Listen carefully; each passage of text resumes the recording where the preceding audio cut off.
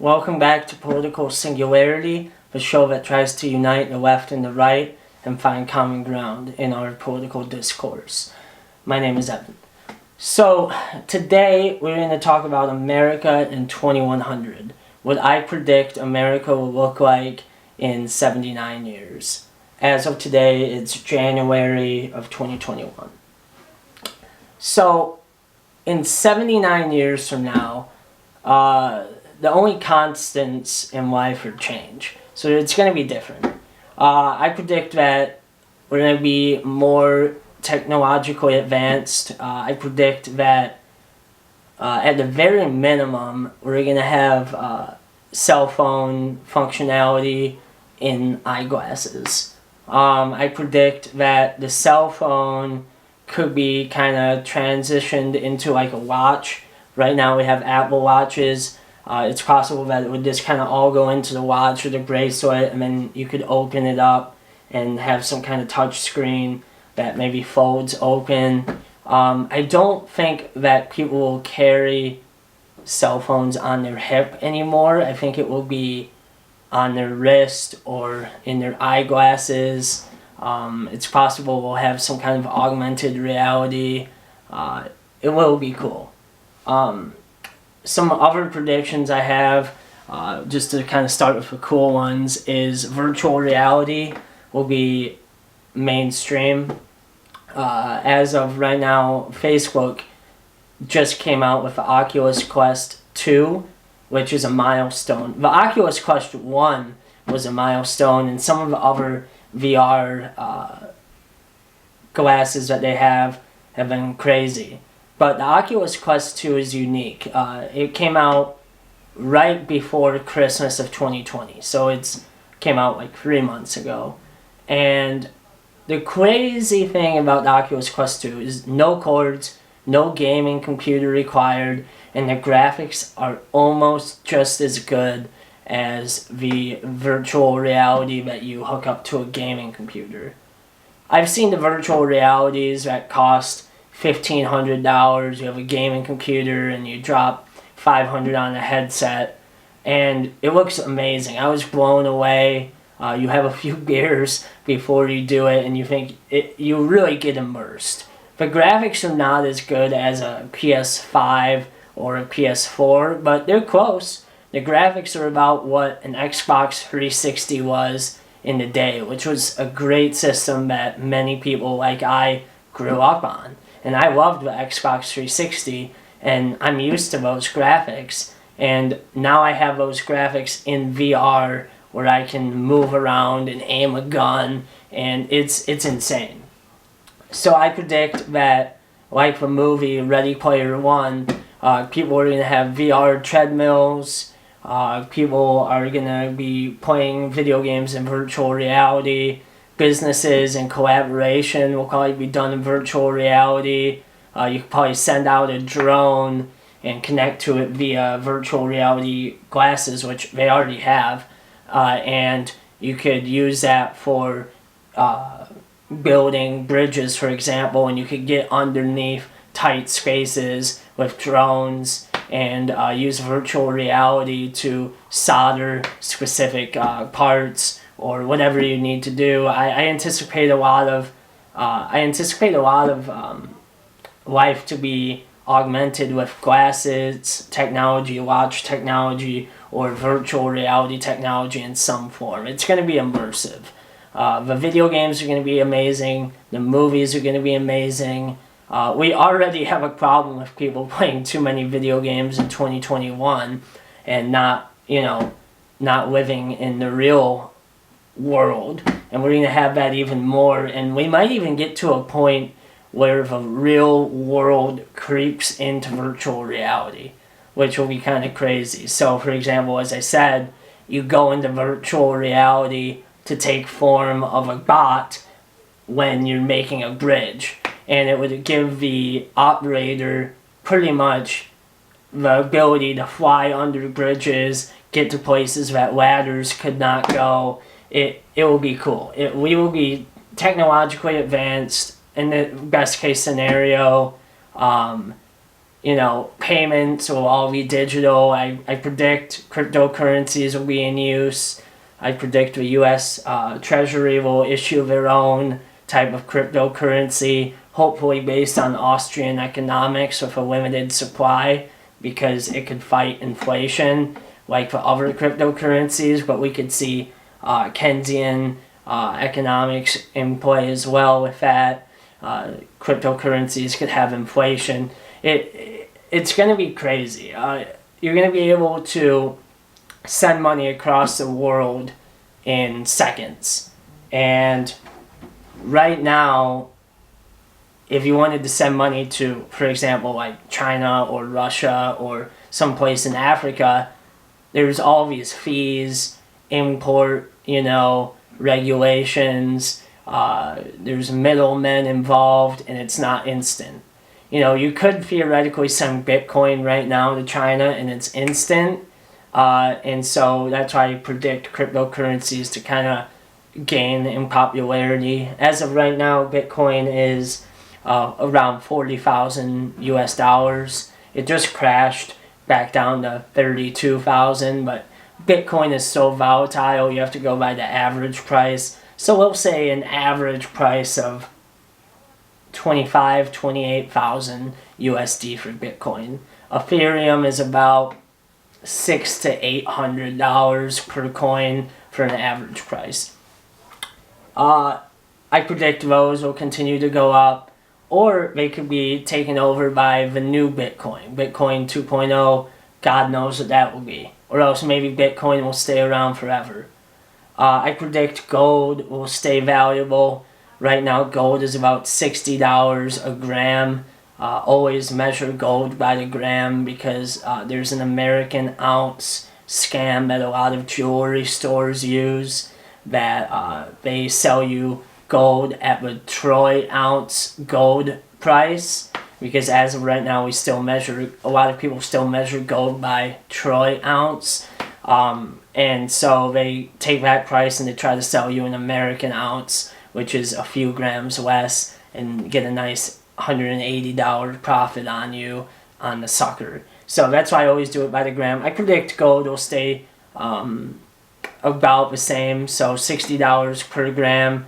If we have inflation, and $60 in 2021 is worth $500 in 2100, I predict gold will be $500 per gram in 2100. So I predict it to maintain its value, maybe go up a little bit. If you would have bought gold in the 1950s, you could have pretty much gotten a house in Australia or in California for about the same amount of gold that you would have purchased, and now that gold is worth hundreds and hundreds and hundreds of thousands of dollars. And so gold maintains its value when you have inflation. In 2100, unfortunately for the US dollar, which is dear to my heart as an American and as a finance guy, programmer, but I also used to be a finance guy, accountant. The dollar is dear to me, but unfortunately I do believe that, as we saw in the last 100 years, a dollar in 1900 is worth a lot more than a dollar is today, and I anticipate that plan to continue, unfortunately. As for where the U.S. is on a big scale, there's multiple options. What I worry most about is the rising, I guess you could classify it as the rising divide in America, the rising polarization of American politics. I talked about it in the biggest threats to the United States video. I recommend you to check that out. And that polarization, as of right now, I anticipate that to unfortunately increase. There's just too much money in it. You can be a bad actor like Sean Hannity, who will take the Republican side no matter what and be a cheerleader, and you will make money. And people are realizing this. People are being bad faith actors. People on the left are making arguments against the right in bad faith. They're calling people racist who are not racist. And they're trying to play those cards because pragmatically, from a Machiavellian standpoint, it works. You make money, you gain influence, but it is not honest. And whenever democracy, and technically we're a representative republic, but free countries, Western countries, need open discourse with good faith acting. And when you look at a country like Turkey, which I'll get into in a little bit, you have some bullshitters, and you can even look at Trump. You have some bullshitters who try to act like an alpha male, but they're technically fake alpha males, and they act in bad faith, and a lot of people can't tell the difference. Education in the U.S. is still free, but we're using the paradigm that they were using in the 1900s. And the good thing about, and one reason why I'm very bullish on America, very pro-America, and I think it's going to get better, is because of technology. We're going to have virtual reality. People, I just explained how you're going to use it at your job, but kids are going to use it to learn. You know, it's going to be key. You know, and I really think that the United States needs to change up our school system, and I believe that we will. A lot of children, you know, listening, if any children are listening, will be happy to know that I predict a 4 to 5 hours school day maximum in 2100. They've done studies, and same with workday. I predict that the workday will not be 8 hours every single day. I predict it to be less, but then you're also going to always have, you know, if you have a business deal you need to close, you might work more. But I anticipate that efficiency will overtake raw man hours, and people are going to make more money per hour and hence need to work less. They've done studies, and we right now compare ourselves to every nation for math, test scores, science, reading. And they've found out that the best education system right now in 2021 is not the U.S. It's actually Finland. Finland has the #1 education system. They score higher than us, and their kids sometimes go to school for only 4 hours a day. I've watched videos explaining the Finnish school system, and I might make a video later about it. It's insane to me. They do half as much work. The kids are much happier because they don't have to be locked in essentially a prison for 8 hours a day, and they still somehow test higher than us. You know, you would think that raw man hours studying for 8 hours a day like they do in China, or technically in China, those poor kids study for 12 hours a day, if not more. You would think they would have the highest test scores. But no, they do have the highest suicide rate, so, which is understandable. And so it's a game changer that not only does more school hours raise suicide rates in our children, which is terrible, but it doesn't even give you the best test scores. And so as research continues to come out, I predict a 3, 4, 5 hour school day. Similar for work. You're going to have days where you probably work more. You might have school days with field trips where you might do more. But I anticipate less. I anticipate more free time. I anticipate that when you're actually working, you'll be more efficient than you are today, because today we're more efficient than we were in the 80s. So I predict that. The biggest fear I have is the growing polarization and authoritarianism in the U.S. Part of that is because the U.S. is hitting something called the middle country problem. I don't know if I coined this term or if I read it somewhere else, but essentially when a country goes from, you know, I don't know if there's a number or not, but once you hit anywhere from 100 million people and up, life just becomes worth less. There's just so many people. You know, if you've ever been to China, which I recommend going to China just to see what it's like, they have billions of people over there. You're in the subway, and it's crazy because there's actually so many people there. You feel like you're in Africa on a safari in a herd of humans. That's how it feels, and you actually feel safe when you're in China. And China has cameras everywhere as well, which I could go into that in a different video. But it's amazing to think about. And so I anticipate that the population of the U.S., which is about 350 million, 320 million right now, I anticipate it to probably be in the 600 millions, if not more, within by 2100. Another opinion that I have that I've talked about, I don't know if I've released that video yet or not, but I do believe open borders are inevitable within 200 years. So it's possible that the America of 2100 will look a lot more like the America of 1900 instead of the America of 2000. I anticipate a lot of people living here that were not born in America. Because fundamentally, what is America? We're a melting pot. We were the safe haven to escape authoritarianism in Europe, you know, and go somewhere where the government left you alone. And, you know, even though the government of the U.S. doesn't leave you alone as much as it used to, it still leaves you alone a lot more than many governments around the world. So I anticipate that we're going to have a lot more people, not only people born here, but people who immigrate here. Canada, for example, has a population of 40 million in 2021, give or take. And they want to get to up to 100 million by the end of this decade. They want to more than double. So Canada sees the writing on the wall.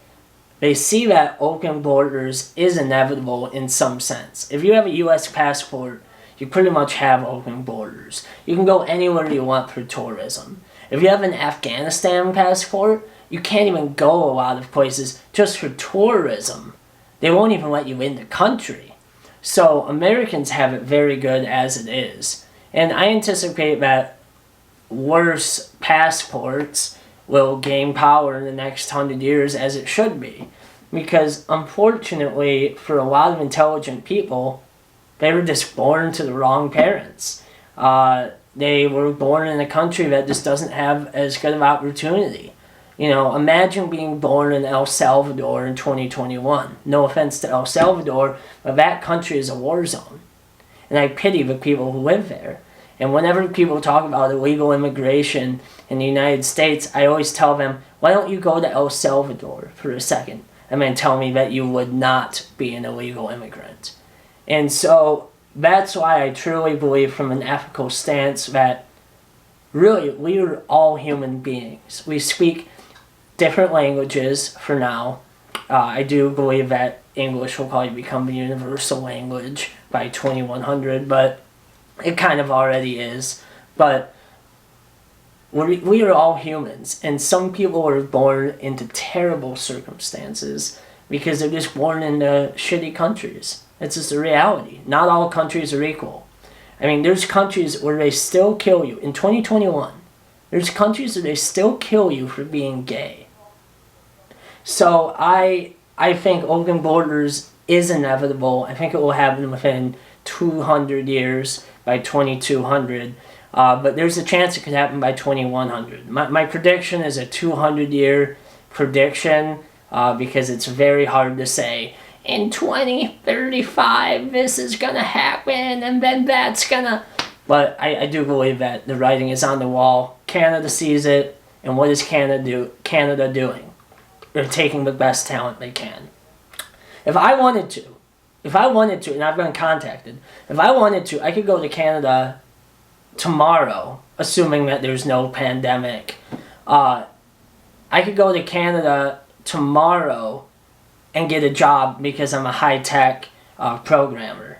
And also I could get a job because I also have an accounting degree. I can be an accountant or a financial analyst. I'm a triple threat. I could go to Canada like that. They want people like me. And they take people like me from the US, they take people like me from Europe, and they take people like me from India and other countries as well. And so I think that the United States needs to look at Canada and say, okay, well, what are we going to do here? I mean, there's no doubt that getting people, high-tech immigrants, high-skilled immigrants is good. But at a certain point, there's arguments that just taking in all immigrants is good as well. It creates a higher demand. There's people that want There's people that want 1 billion Americans. They chose that number partially controversially, but just to kind of get out into the news. But I like it. I personally, and a lot of people would not like it, but I personally would probably open up the borders within the process of 10 years. I would first try to take all the best talent like Canada's doing, and I think that we have a better marketing pitch than Canada does, by the way. Canada, great country, love you guys. I've been there. If I couldn't live in the US, I probably would move to Canada. But the problem with Canada is it's cold. Toronto, it snows in Toronto in the wintertime. In the summertime, Toronto is great. Vancouver is higher than Seattle. So I'm not 100% sure if it snows in Vancouver or not, but I know for sure that it snows in Toronto. I know for sure that it snows in Quebec. And so if you could choose between going to Toronto or San Francisco, if you're from China or India or France, which one would you choose? You'd probably choose San Francisco. A lot of people would still choose Toronto because they like snow, but there's a lot of people that don't like snow. And so I think America needs to get its shit together and send out our embassies. You know, we have embassies in every country. We need to ask those people, politely of course, to try to find the best talent around them and offer them green cards. We need high-skilled, smart people in this country, and especially if we want to compete with economies like China. I've talked before about how I view China as a strategic, but I've called them things like a strategic ally and stuff. I really want us to have a good relationship with China because so much is at stake. We need to really think strategically with the Sun Tzus of the world. Remember Sun Tzu, Art of War, he's Chinese. The Chinese are very strategic people. Their government is an authoritarian capitalist regime now. They're not communist anymore. They're authoritarian capitalist. And they basically, their marketing pitch is that authoritarianism is great because we're a stable country and look how much we've grown. And in a lot of ways, it's a decent message because a lot of Chinese people remember missing meals, especially people in the older generations in China. A lot of them remember going without meals. And now, look at China. I mean, China in some parts, Shanghai, it's not Shanghai, it's Shanghai, Beijing, Guangzhou, Shenzhen. I mean, some of those cities are more advanced than any American city you'd find. And that's in 2021. And China's just getting started, by the way. So China is quickly becoming the powerhouse of the East. And they're reclaiming their spot as the Middle Kingdom. The Middle meaning Asia, the Asian Kingdom. The real name of China is not China, it's Zhongguo. Zhongguo. And in Mandarin, Zhongguo means Middle Kingdom. And they are reclaiming that title, and it's inevitable.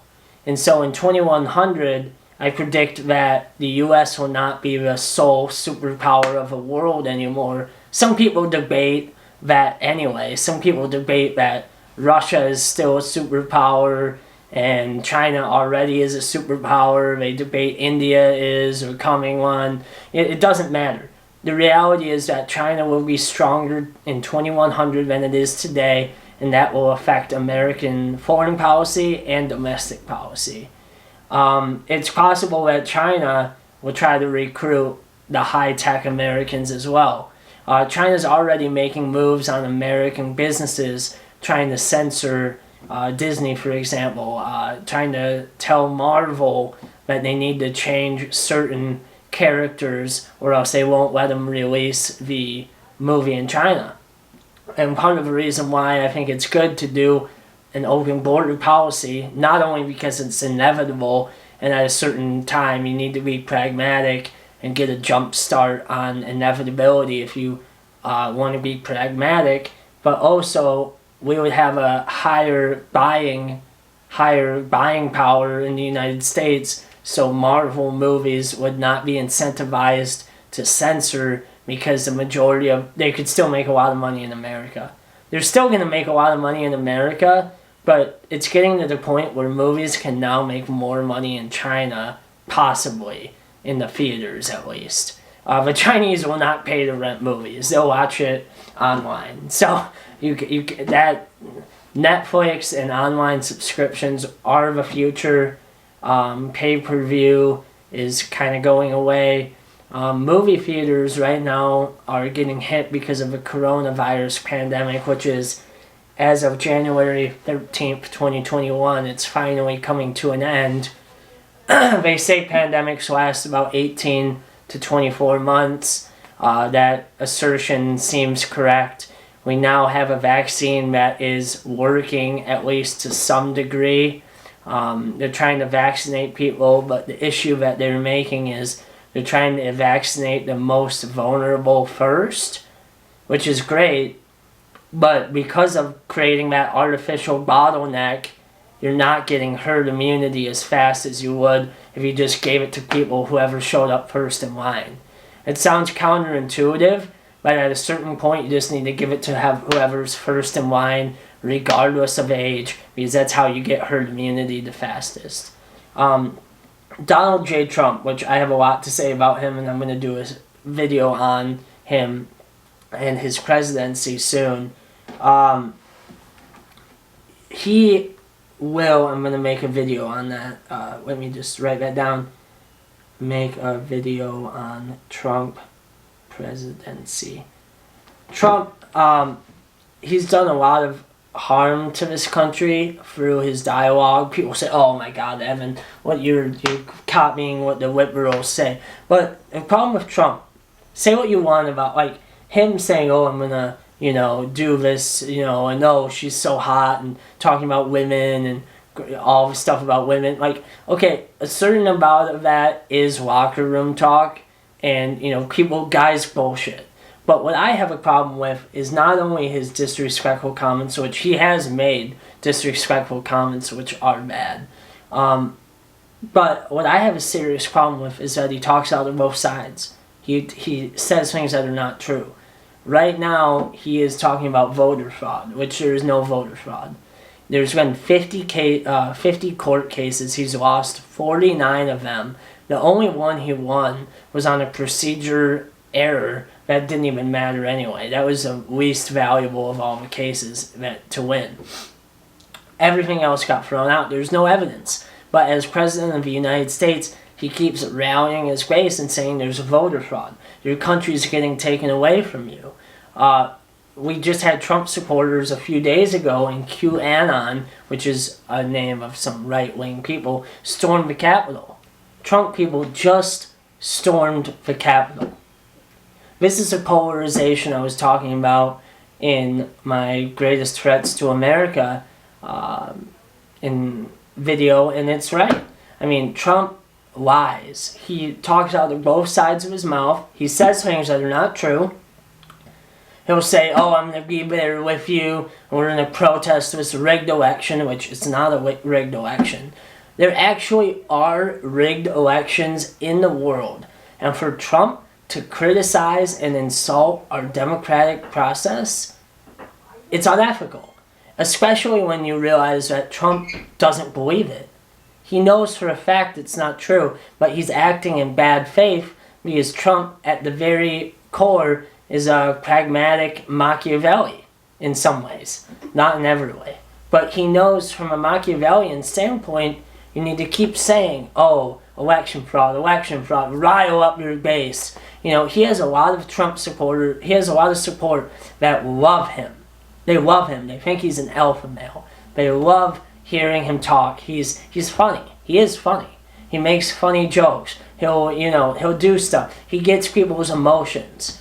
I write in my book, which you can find the link in the description. I write in my book that emotions really cloud reason. They get in the way of reason, and this is a perfect example. Trump is a guy that a lot of people would love to drink a beer with. I'd drink a beer with him. You know, I would love to. He would be funny. You know, he doesn't drink. Allegedly, he doesn't drink, but he also says everything under the sun. Oh, climate change is a Chinese hoax. And then when it affects his golf course, oh my God, you know, what can we do? He talks in private. What can I do? Can I get any government support because I'm losing money because of climate change? You know, so climate change is another thing I'll get into in a few minutes. But Trump talks on both sides of his mouth. And we have people like Trump. We have people like Sean Hannity. That Machiavellian bad actor in political news is one of the main reasons why I do this political show. Because I am worried that there's not enough good faith people out there that are intelligent.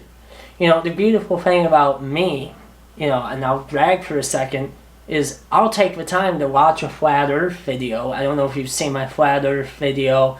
That will be uploaded here in a little bit. I take the time to go through a flat earth video and pause the video right when they say something that's wrong and then just fact check it.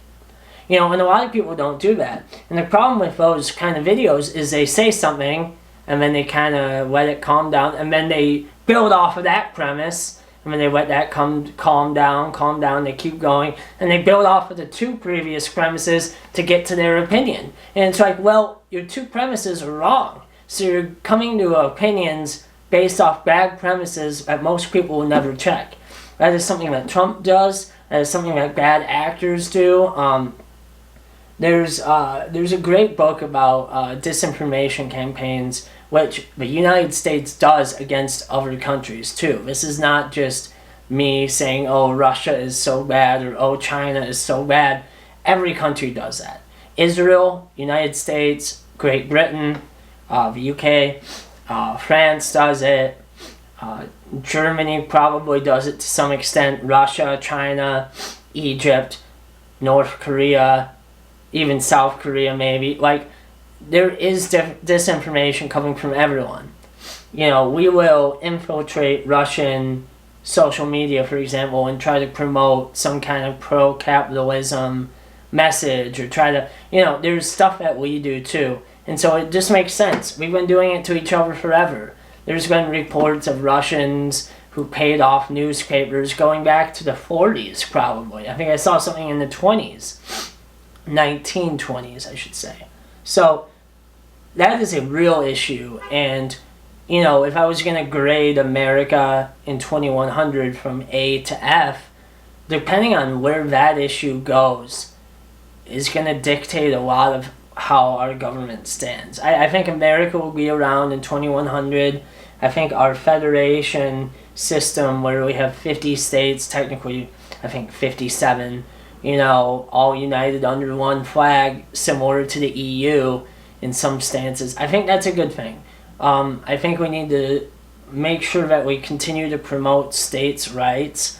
People forget that when I say United States, I'm talking more of the United States of America, not as much as a country, but as a federation of states. People need to realize that you don't have a U.S. driver's license. You have a driver's license to California or Illinois or New York. And all of those states have different people in them that need to get together and get along, and then we vote for one president. A lot of the issue that we have now and continuing issues that we're going to have is a lot of eastern states and western states are very different. You know, California is a very different state from Kentucky. And again, we have a lot more people than they do. And if Kentucky had 10 million people inside Kentucky. I think Kentucky would be more far to the left, and so I think fundamentally urbanization of the U.S., and if we do it correctly, will create more unity. And a lot of the problems that we have in the U.S. is that we do a bad job of urbanization. There's a lot of places in the U.S. As of 2021, there are only a handful of cities, I could probably count on one hand, that you could survive in without a car. Like, survive in, as in, like, you would not be totally screwed. I could go to Spain. I could go to China and never own a car and be fine. I can go to China. I can go to Beijing. Go all over Beijing. Love it. Have a good time. Go down to Shanghai, down southeast to Shanghai. Not even need a car. There's a bullet train that takes you there. We have airplanes in the United States, but we don't have very many bullet trains. But how do you get to the airport? You need to take a car. Our society is based around the car, which needs to change. We have to change that for the sake of our own country. And in 2100, I hope to God that we have gotten over the car, or that the car has become automated in some sense that you don't even need to drive it and it's just efficient. But I really hope that we can solve the transportation problem in America, because we have a super big transportation problem. If you're poor in the United States, you're screwed. Like, you're screwed for a lot of reasons, including not having socialized medicine just in bare forms. But, we do have Medicaid, which is something, but unfortunately, there's a lot of poor people that make too much money to get on Medicaid, which doesn't make sense. So we need to fix our universal health care system. We need to expand Medicaid. We need to expand Medicare. Just make it all into one program. Get rid of Medicaid. Get rid of everything. Expand Medicare to everyone. I think that will be done by 2100. That's another prediction. And we need to solve the transportation crisis that plagues our cities. I mean, there's cities that have highways going down the middle of them. That doesn't make any sense. Why would you have a highway in the middle of a city? The highway should be on the outskirts of the city. You shouldn't, why are you able to drive cars into downtown? Like, downtown should be walk only, because there's so many people, and you can, you waste a lot of space with roads and parking lots. Something like 25% of LA is parking lots. 25% of LA, to get the quote exactly right, it's 25% of all LA business space has to be parking lots. So if you buy, I don't know, 1,000 square meters of land, or let's just say there's something crazy, 100 square meters of land, you need 25% of that to be a parking lot because of building regulations. So I expect America in 2100 to be much more urbanized. Transportation will be better. We're going to copy China in a lot of ways, I hope, for urbanization purposes. I suspect that health outcomes and longevity will increase. We have stem cells now that are finally being put into use. We had a problem with religious people interfering in science, saying stem cells were ungodly, and they went against the Bible, certain interpretations of the Bible, and that's going away. Religious, agnosticism and atheism is growing, which some people see as a threat. I see it as the inevitable evolution of society. I think Christianity has a lot of great things to say. I think there's a lot of great stuff in Buddhism and Islam too. One of the great things about Islam, which I'm not a fan, quote unquote, of Islam, but I also need to call it how I see it. A good thing about Islam is that it's salvation by works. Whereas in Christianity, I could be a terrible person, I could kick my dog, I could kill people, and then right before they execute me on death row, I could say, okay, Jesus, I accept you into my heart. And if I meant it and totally accepted Jesus, I would go to heaven. Now, that's not fair. That is not fair. There's no consequence to your actions. In Islam, there is. So again, I personally could talk a lot about religion in general and those religions because I've read every single holy book. But I do anticipate more agnosticism, similar to how agnosticism is going up in Europe. People are going to say, and people like Ben Shapiro have come out with books about Judeo-Christian values. A lot of those values are great, don't get me wrong, but they're not uniquely Judeo-Christian. I know a lot of Christians that are not as good as Buddhists. So there's a lot of good values that Christianity gives. I like Christianity, but unfortunately for the Christians, I predict that Christianity will go down in the next 79 years. I predict that agnosticism, primarily based on Christianity, will become the primary religion. So in that sense, your values will stay the same, mostly. I do think that stem cells and scientific advances will be embraced heavily. They're already being embraced heavily. You can go to Vegas or you can go to LA and get a stem cell shot in your shoulder right now. It's like $500, and it can repair a lot of shoulder damage. So I mean, we're gonna have awesome. I predict, hopefully, by 2100 we have a cure to cancer, or at least our chemotherapy and top level cancer treatment, which might involve stem cells, will be able to stop people from dying in mass numbers. Right now, millions of people die every year in the United States alone from cancer. Lung cancer is a big one. Pancreatic cancer is a bad one, but it's not very common. I think lung cancer is the most common one. Partially that is from all the cars that are driving everywhere, and you breathe that stuff in. I read one place that air pollution kills millions of people every single year around the world. So I think it was 10 million people a year.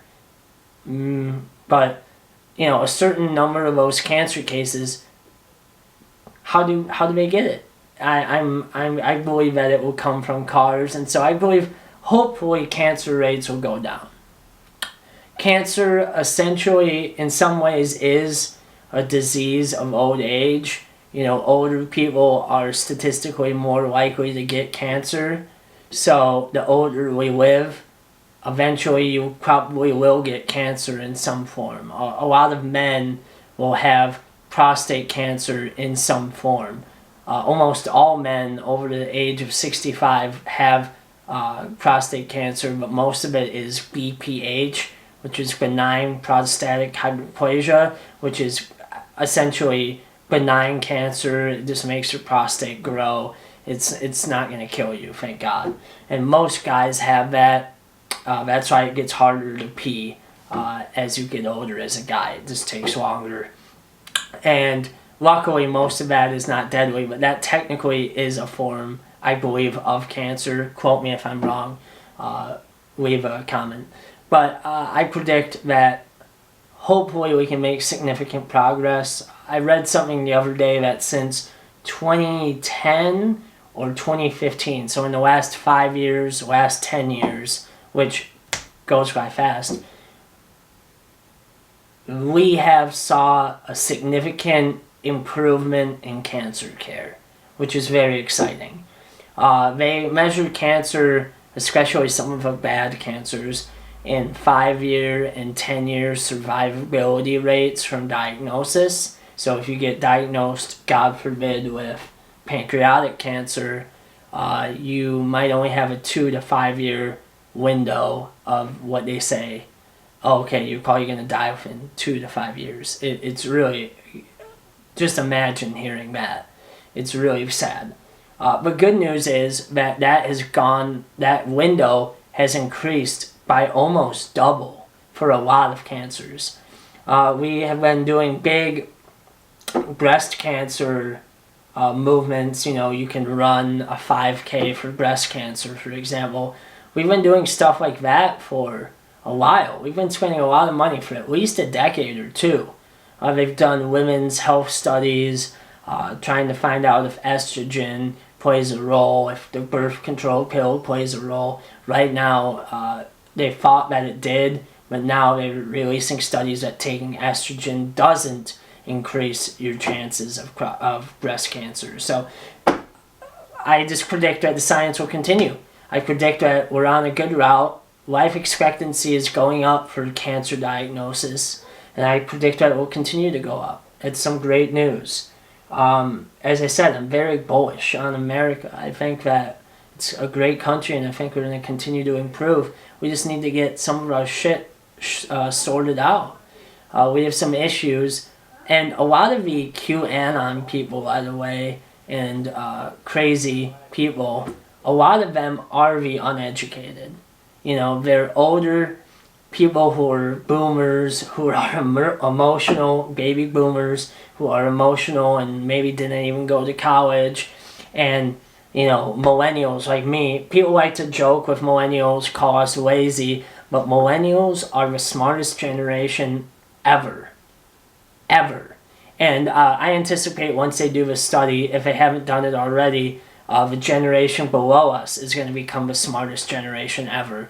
I believe they call them Gen Z, I believe millennials are Gen Ys, and so Gen Z. I believe Gen Z will become the smartest generation ever, which is great news. That's what we want. We want the younger people to be smarter than us.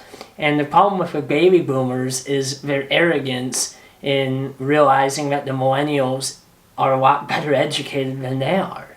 They resist. For example, I won't say what company it was, but I remember I talked to the CEO because I used to work as an accountant, and I was friendly with the CEO of a company I worked at. And I said to him, hey, Bitcoin just got up to $1,000. You should consider accepting Bitcoin. I can set it up for you that you can get US dollars immediately. You accept Bitcoin, and the very next second you get US dollars. The Bitcoin will just automatically turn into US dollars. I could set it up for him. It would just be like accepting MasterCard in addition to Visa. There would be no real difference. He could still get American dollars if he wanted to. And he said no. He didn't want to. Bitcoin, whatever. And great guy, but he should have done it. If he would have done it, not only would he have gotten thousands of dollars worth of free marketing, because the Bitcoin community spreads news like wildfire whenever a business adopts it, because so few businesses do it, but he could have gotten his dollars immediately. There was no risk, but he just didn't trust the millennials, so that's on him. Luckily, millennials and Gen Z, and then the Gen after Z, so probably the kids of millennials or whatever, they're just getting more and more intelligent. Our education, our internet, which, I haven't even talked about the internet. The internet came out in the you could say 90s, you could say 80s, but I like to say the internet really started around 95, 2000, 2005. 2005 was really what I would say, okay, by 2007, 2008, that's where I start to say, okay, it's stage 2 internet. Stage 1 internet, I kind of cut off around 2007. The iPhone, when that came out, was really the time where I would say we evolved into stage 2 internet. So the internet, just stage 1 internet alone, I credit for a good portion of my intelligence. I grew up without a father. My father died when I was 12, unfortunately. And I didn't have anyone. I had a lot of mentors step in, luckily. But I still had a lot of time where, I had friends talking about some political topic that was far above all of our heads at school, when we were in middle school. But I remember when I was 14, someone was hating on socialism because their dad had said something about socialism. And I had no idea what it was. And I had to go on Wikipedia. I had to buy a book. I had to read on the internet what socialism was and research it on the internet. And so I became almost an expert. I learned more about socialism than the kid's dad even knew. And I was 14. Why? That's because of the internet. That's how powerful of a tool it is. I credit a significant portion of my intelligence to the internet. Just being able to have that access to information. I have a library on my smartphone, on my laptop, whenever I want. It's amazing. So I predict, and Gen Y, Gen Z, Gen Z2, whatever, they're all going to have this, and it's only going to get more. We're going to have VR education eventually. It's going to get to the point where the younger generations are just going to be very, very smart. There's books. I don't have a book here right now, but there's a book called Humans May Not Apply, and it talks about the future of America and artificial intelligence and technology, which I also haven't gotten into yet, but I will, and how this is a good segue, how that is going to basically, your intelligence is going to matter a lot more than your raw physical presence.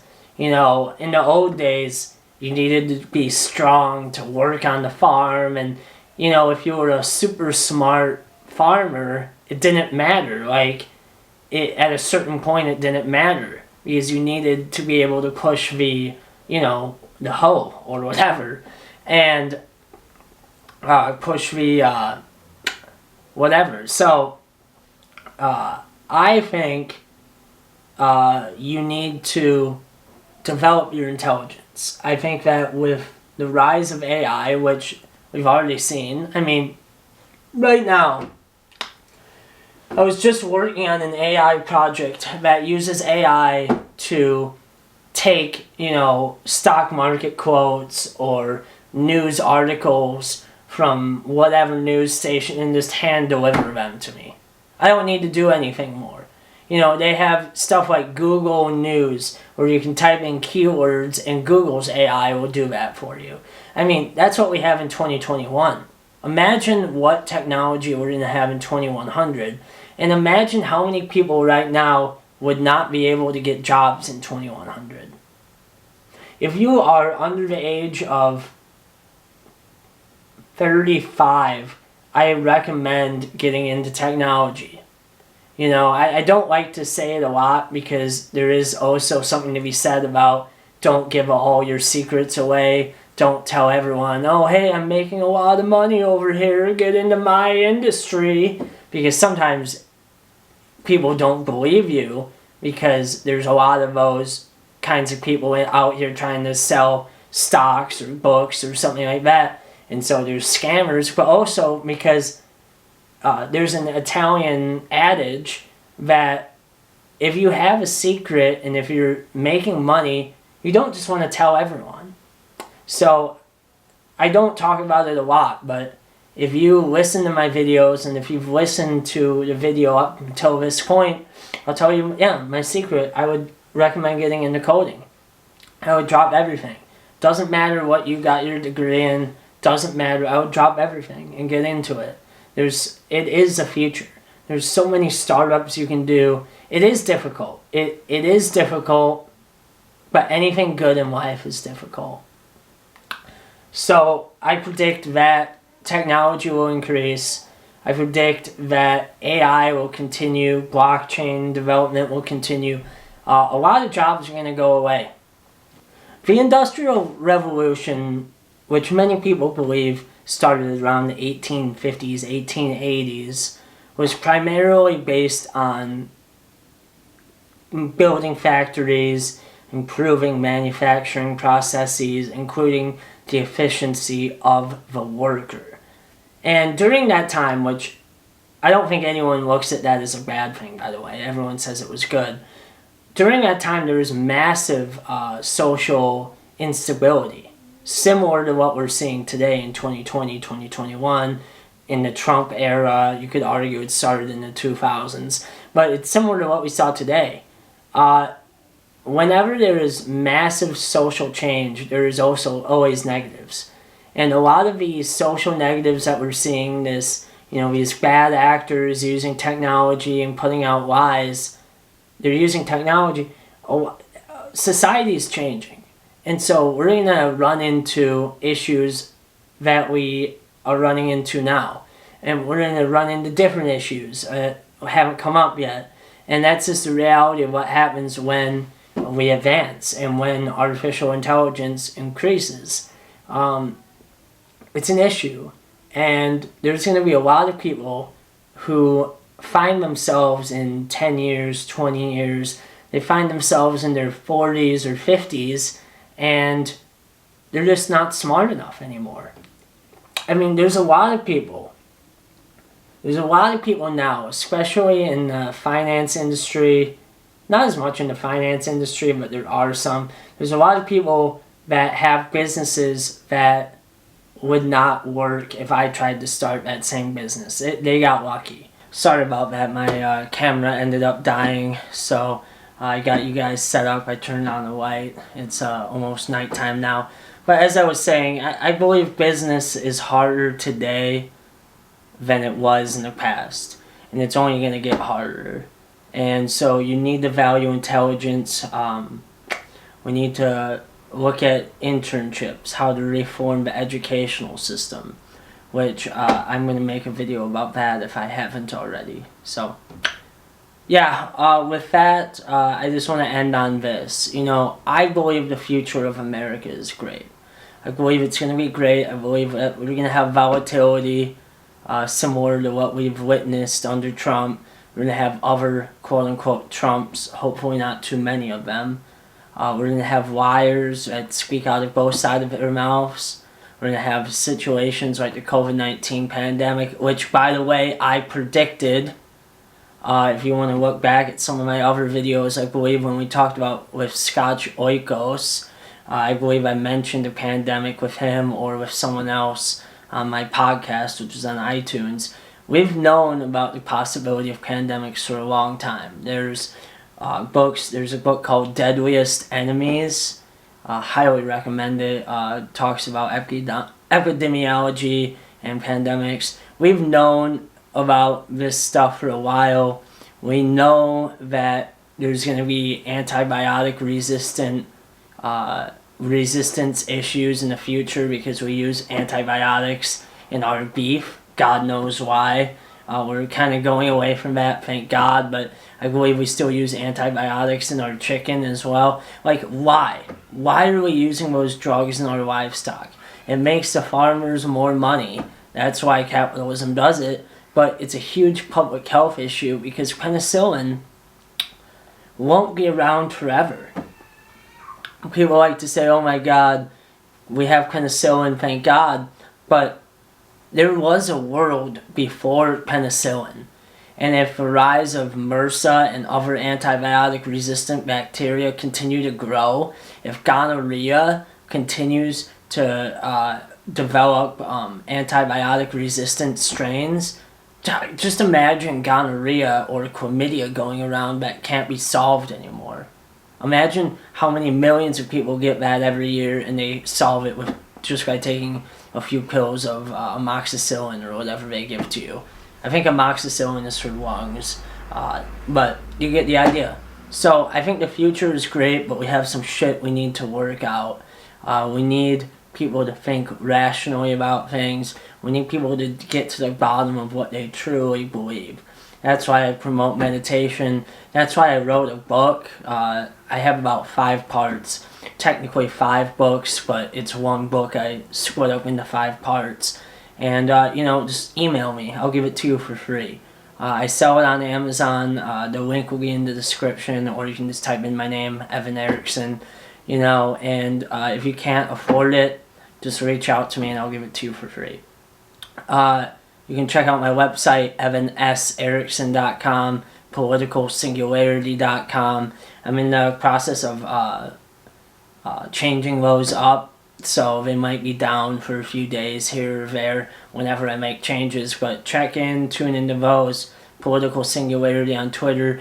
That's my analysis. I think we're moving in a good direction. There's still stuff we need to do. I do not think we're going to devolve into a Turkish style, have someone like Erdogan, but that is possible. Turkey had a strong secular constitution, and now look at Turkey, unfortunately. I have friends in Turkey, and I believe Turkey is still one of the best countries in the Middle East, connecting Europe and Asia. It's still a great country, but they have some issues, and they need to get rid of Erdogan for sure. I worry about Erdogans in America. The American people are smart. Sometimes I say, oh, American people, sometimes there's some of us that are dumb. Take 100 people in a room, at least one of those people is crazy.